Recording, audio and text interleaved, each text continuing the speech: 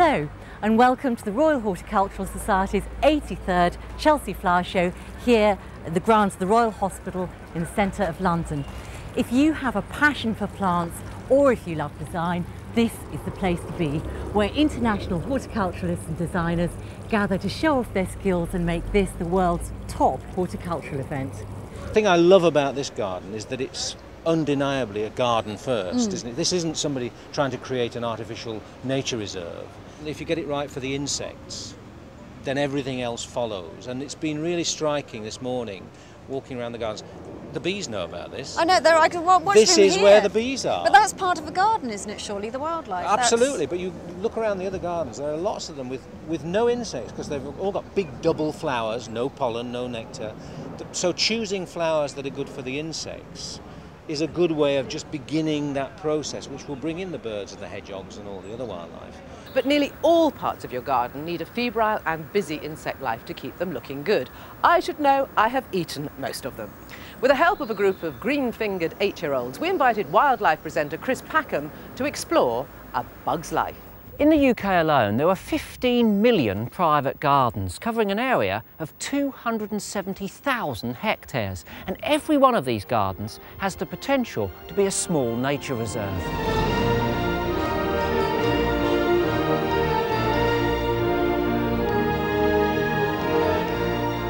What's in it for us? What benefit do we get by inviting all of this wildlife into our gardens?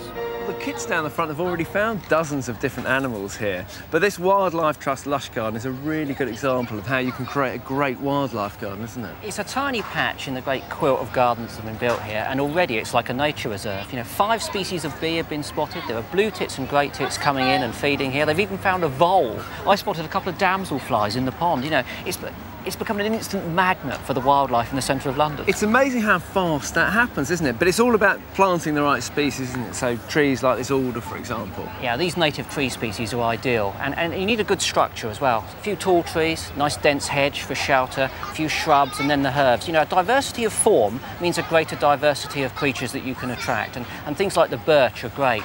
You know, lots of food there for moth larvae, which bring in your tits and sustain their chicks in the nest, and then you've got buds in the winter, which they eat, and the catkins as well. Grows quickly and on very poor soil. Well, importantly, they're also attractive too, so they're actually a good proposition for your average sort of small garden, aren't they? Manageable tree, isn't it? Yeah, very much. And then the meadow here, this is important too. There's so many different flower species popping up in this too. Yeah, this is good. I mean, more nectar here, because I mean, there's nectar everywhere, but these are native species. Things like the ragged robin here, which is a very lovely looking plant, meadow saxifrage and the yellow rattle.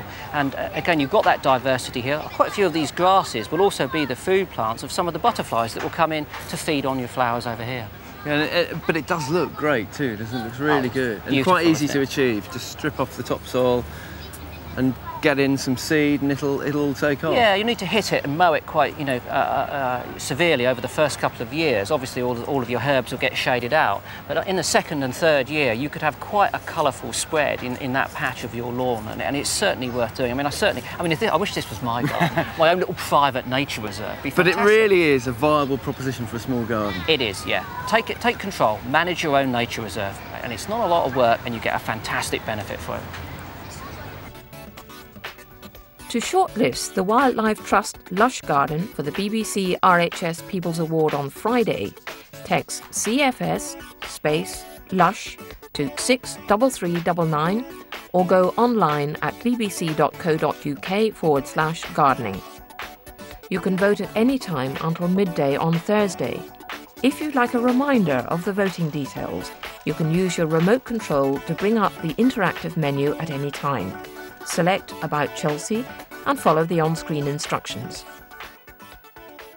If you've been following the People's Vote throughout the week, you should be able to guess the overall winner when I announced the second most popular show garden at Chelsea.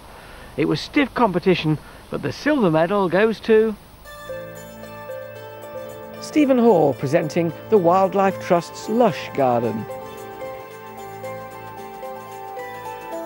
The garden's been designed specifically to support wildlife and biodiversity in gardens at home.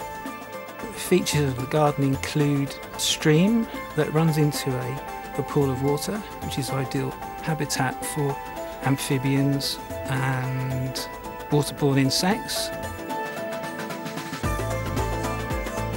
This wildlife garden has the advantage of being built on a slope, so it's easier to spot the many features introduced to welcome the creatures in.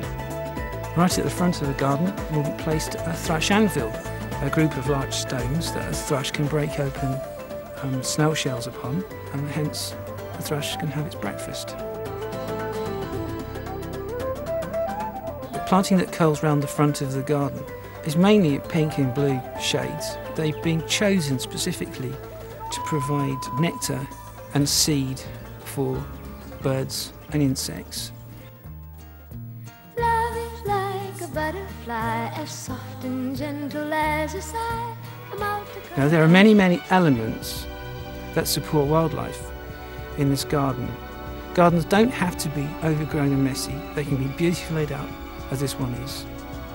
And if you'd only take home one idea from this design, I'd be really, really pleased.